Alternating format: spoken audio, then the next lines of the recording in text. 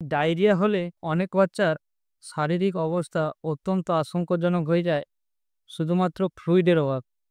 Diarrhoea যে fluid লসটা হয়, সেই ফ্লুইড লস থেকে অনেক সময় বাচ্চার মৃত্যু পর্যন্ত হতে পারে।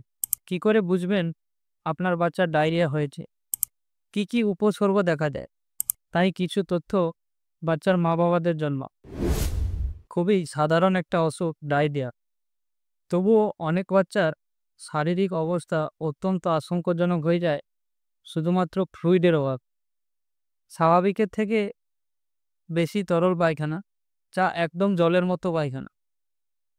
কি কি উপসর্গ দেখা দেয়?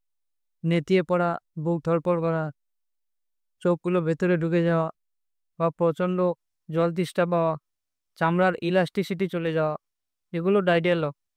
এবং কিছু মারাত্মক উপসর্গ রয়েছে, প্রস্রাব বন্ধ হয়ে যাওয়া বা পায়খানার সঙ্গে রক্ত যাওয়া, অনেক সময় অজ্ঞানও হয়ে যায় এ রোগী। তাহলে এই ডায়রিয়া হলে প্রথমে কি করবেন? প্রথমে কি ওষুধ খাওয়াবেন? এই ডায়রিয়া হলে প্রথমে যেটা খেয়াল রাখবেন, বাচ্চাদের আগে ওআরএসটা খাওয়াবেন। ওআরএস এর উপকারিতা কি? ওআরএস হাইড্রেশন বজায় রাখে, শরীরে ইলেকট্রোলাইট যেমন সোডিয়াম পটাশিয়ামের মাত্রা বজায় রাখে এবং কিডনি বিকল হওয়া থেকেও রেহাই দেয়। তাই ডায়রিয়া হলে আগে ওআরএসটা খাওয়াবে। তো ওআরএস তো দোকান থেকে কিনে আনলেন একটা প্যাকেট, তাহলে এটা বানাবেন কিভাবে? একটা বড় পাত্র নিন, তাতে 1 লিটার স্বচ্ছ পানীয় জল নিন, ফিল্টারের জল হলে ভালো হয়। তার মধ্যে একটা পুরো প্যাকেট ওআরএস দিয়ে দিই। এটা পরিষ্কার চামচ দিয়ে ভালো করে নেড়ে সেই জলটা রোগীকে খাওয়ান। আগামী 24 ঘন্টার মধ্যে এই পুরো ওআরএসটা ব্যবহার করে ফেলুন। যা অবশিষ্ট থাকবে সেটা ফেলে দিই। ওই ওআরএস ভোলা যে জলটা, ওটা কিন্তু 24 ঘন্টার বেশি খাওয়াবেন না। তাহলে কোন সময় বুঝবেন যে আপনার রোগীর কন্ডিশন খুব খারাপ হয়ে গেছে, রোগীকে হাসপাতালে ভর্তি করতে হবে বা ডাক্তারের পরামর্শ দরকার?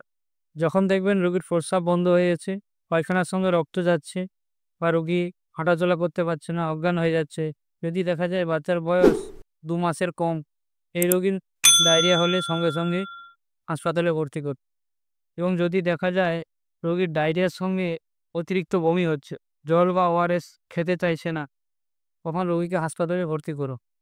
ওআরএস প্রত্যেকবার পায়খানার পরপরই দিন, বারবার দিন যতক্ষণ না ডায়রিয়া বন্ধ হচ্ছে। যদি বাচ্চা নিজের ইচ্ছেতে ওআরএস খেতে না চায়, যখন চাইবে তখন দিন। প্রত্যেকবার পায়খানার পর ওআরএস দিই। তাহলে কতটা দেবেন সেটা তো জানা দরকার। বাচ্চার বয়স 2 মাস থেকে 2 বছর পর্যন্ত হলে যখন ওআরএস দেবেন হাফ কাপ করে দিই, এবং 2 বছরের উপরে হলে 1 কাপ করে দিই। অযথা অ্যান্টিবায়োটিক খাওয়াবেন না। বাচ্চাদের ডায়রিয়া প্রধানত ভাইরাল ডায়রিয়া, অ্যান্টিবায়োটিকের কোনো দরকার হয় না, এর কোনো কাজ নেই। যেটা দরকার বাচ্চাদের ডায়রিয়াতে সেটা হলো জিঙ্ক। জিঙ্ক খুব একটি গুরুত্বপূর্ণ ওষুধ, পায়খানার পরিমাণ কমায় এবং তাড়াতাড়ি বাচ্চাকে সুস্থ করে।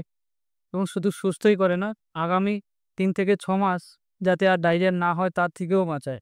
কিছু স্পেশাল পরিস্থিতিতে তখন অ্যান্টিবায়োটিকের দরকার হয়, সেটা আপনার ডাক্তার ঠিক করবেন। অযথা দোকান থেকে কিনে অ্যান্টিবায়োটিক খাওয়াবেন না। প্রিবায়োটিক ব্যবহার করা যেতে পারে। এবং যেসব বাচ্চা ব্রেস্ট ফিডিং করে, ব্রেস্ট ফিডিং বন্ধ করবেন না। এবং এই ডায়রিয়ার সময় হাইজিনটা মেনটেন করুন। এই ওআরএস বাচ্চাদের শুধু ডায়রিয়া থেকে বাঁচায় না, ডায়রিয়া যে ফ্লুইড লসটা হয়, সেই ফ্লুইড লস থেকে অনেক সময় বাচ্চার মৃত্যু পর্যন্ত হতে পারে। এই ওআরএস খাওয়ালে সেই মৃত্যুকেও ঠেকানো যায়। তাই ডায়রিয়া হলে আগে ওআরএস খাওয়ান, তারপর ওষুধের কথা ভাববেন। ধন্যবাদ।